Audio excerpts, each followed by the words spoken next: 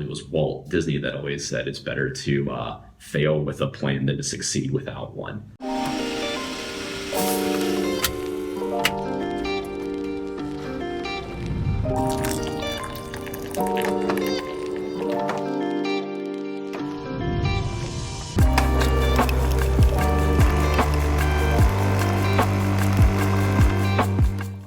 Hey guys, well welcome. It is Justin with Zachos Realty and Design Group. We are in this series of interviews with local business owners and entrepreneurs to find out exactly what makes them special and what helps make them rise to the top of their industry. Today, I'm sitting with actually a good friend, Justin Banister today, who I am excited to bring in and have this dialogue about this specific topic. Justin is the owner, operator, and entrepreneur for Out and About Coffee. Justin has one location downtown on Main Street. They just opened a second location out in Waterside at Lakewood Ranch, and he has many other side projects that we will get into today. So Justin, welcome. We're glad to have you here. Thank you so much. So without any further ado, let's jump right into it. Justin, so what was your initial goal or dream with the Out and About Coffee endeavor? Sure.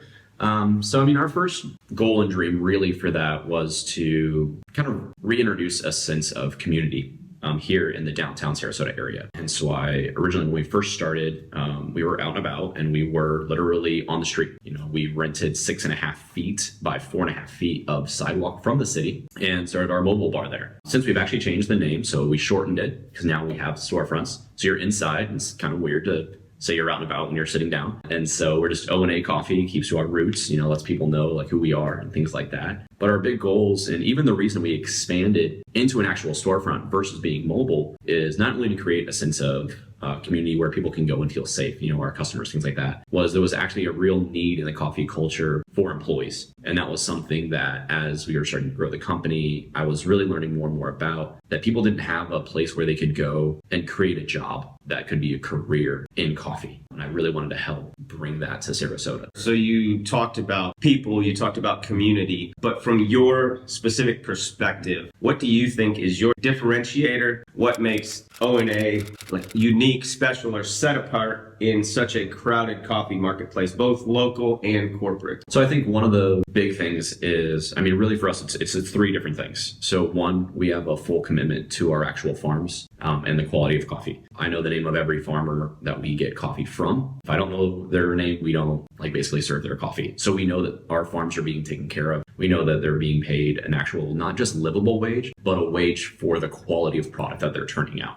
And so much higher than that. So that's kind of the first thing. Our next thing is our commitment really to our employees. I actually really care about all the people that work for me. I know that Bezos says the exact same thing. But the old saying, what's it, proof's in the pudding? I go in, I check on our employees. I want them to make a living. I want them to love what they're actually doing and love the environment that they're actually in. Not to say that they don't work hard, because we work hard, and there's long lines and there's all that stuff. So there's no cop-outs here, but at the same time, we care about them. We really do. Third is our community-driven focus. It's one of the reasons that even as we expand with other coffee shops and things like that, we'll never do away with our mobile bar. There is something about being at a farmer's market and me being behind the bar and serving people. Or, I got a wedding coming up this Friday. I'm catering with our bar. So we're now part of that special day for some of our regulars that are there. Or even the people that deliver our milk for us. We're catering their Christmas party. And it's I get to see my delivery drivers that we give, glasses of water to or coffees to every morning now, and actually we get to serve them why they normally have served to us. And so it's that, that community handshake almost where, it's both sides of the community. That's what really, I think, sets us apart a lot. Absolutely. And just to pivot off from that, in the history of your life and in the workforce, even prior to the coffee projects that you jumped right out into and been involved in, what would you say made those things such a passion for you to really want to have that specific look at employees, at community, and the other things that you just discussed? Yeah, I would say first and foremost for the farms and things like that. I mean, I started going overseas when I was 13. I wasn't the greatest of kids. I like to think that like I did a lot of that stuff from like 11 to 13 that most people do from like 18 to 21 when you're an idiot. And you're like, cool. I just got that out of the way really, really early. And, I was 13. My mom took me to Venezuela for 2 months and lived in this little town called Medicai, worked with the community there, saw what real life is like, not what me growing up life in the United States, even though we lived kind of not in a great neighborhood, like saw what really a not great neighborhood is. And I think that's when I started falling in love with, Central and South America with, I wouldn't say hardship, but like harder life and people that make that work. So I'd say that was like my first, and then started going overseas every single summer from then on out. More for my employees, worked in a bunch of different corporate jobs, quit those corporate jobs because I hated it. Started working at a Starbucks, got kind of weirdly manipulated as an employee there, I felt like, with different management, not necessarily against the company, but a lot of management styles. And honestly, the first time I saw like a commitment to actual employees that could still be firm, but actually care about them was way back in the day. I worked for you. And that was the first time I saw an actual like manager care. And I'm like, wow, this should be all the time. Why is this not a thing? I was in my 30s and it was the first time I ever saw a manager care about a person. That's kind of sad. Yeah. And so it's one of the things that we really try to ingrain in even my store managers and my shift managers is like caring about people. And then for community in the craft coffee world, especially specialty coffee, there was this growth that happened about 8 to 10 years ago, I would say, where it was very pretentious. And you'd get baristas that kind of look down on you if like you didn't know about a natural processed versus a washed processed coffee bean and blah, blah, blah, right? And like that stuff's all important. But if you're a customer, you just want good coffee. And if you want to dive into what it's about, then we're there for that too. But no one should ever look down on you. And that was me seeing that is what kind of got me out of a lot of the shops that I worked at. And I was like, man, you can't really be arrogant about it and be apart from a community and not in a community if you're a mobile coffee bar on a street corner. It's real tough to be like, I'm better than you. I'm standing on a sidewalk serving you coffee. Absolutely. Absolutely. Absolutely. So awesome. Well, let me pivot to the business side of things. Sure. And my next question is, as we're all formed in life, we have different things that make us who we are. And so my question is I've known you for a while and I know your entrepreneurial mind is always spinning and always thinking kind of what's next or what's going to shoot off from this. And so who do you think, or who would you say has been your biggest influence fostering that entrepreneurial mind that you have within? It's always such a hard question, to answer. Sure. I'm one of those people, not to like a cop-out answer, but like my mom was just us. My dad left when I was 5, and my mom had never really had like a job prior to that, got married real young. And I remember being a little kid, being homeschooled at the same time with my mom and my sister and I living in our 625 square foot home in Kansas City. And my mom got this idea because like her best friend that we were actually living with worked for Sprint. And they had this outsource of all of their flyers and newspapers that they were, mailers and all that stuff that they would mail out. Yep.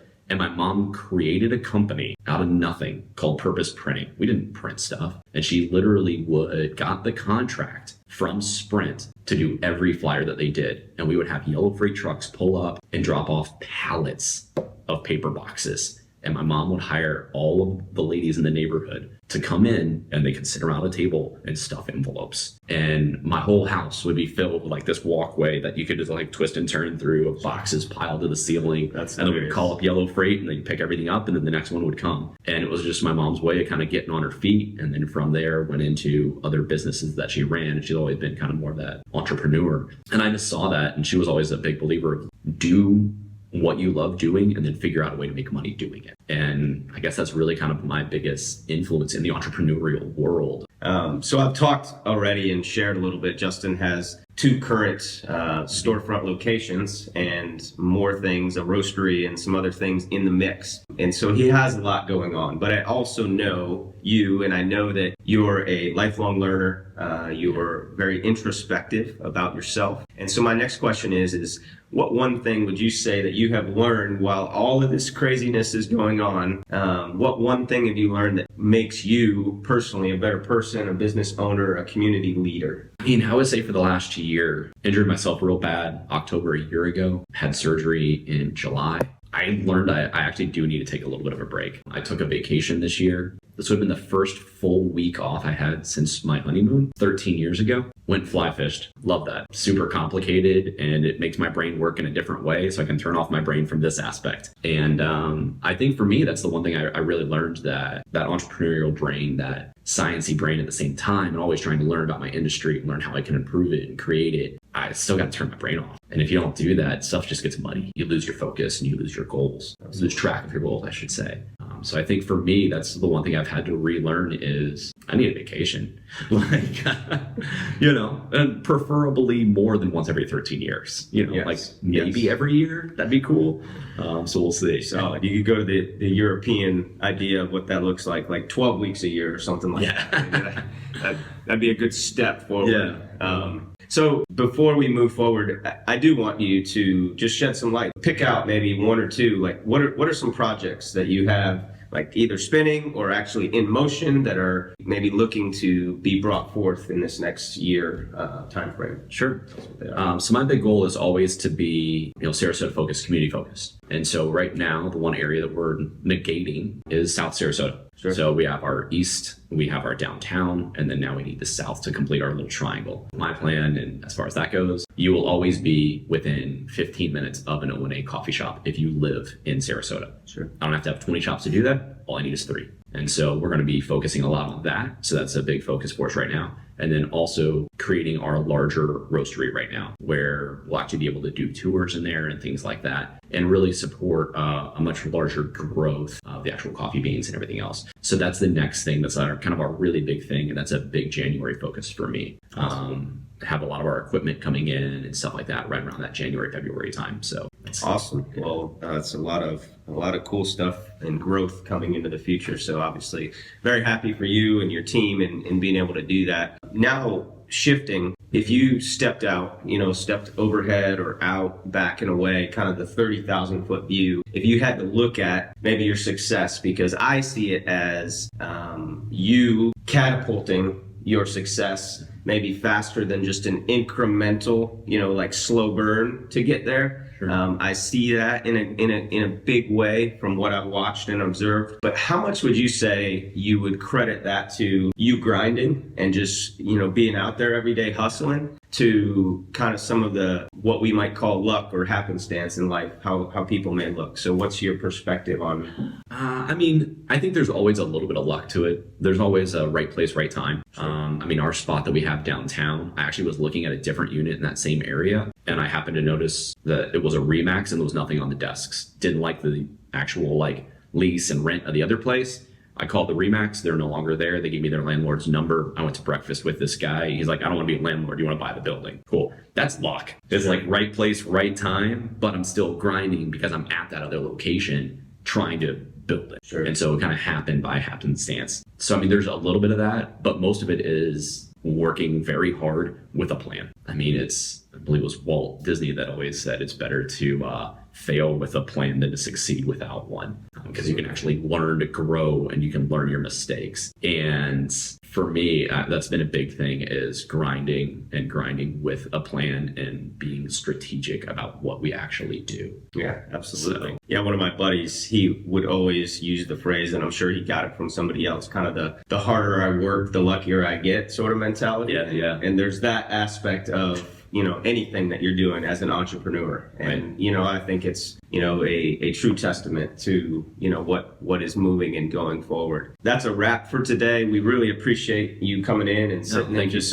talking. It's so great to, again, find out the unique and special things within our community of Sarasota. And that's the idea, is we want people to understand and know why O&A Coffee is unique and why it plays a part to the theme within what's going on in Sarasota. So really appreciate you. Thank you so much for having me. Definitely a privilege.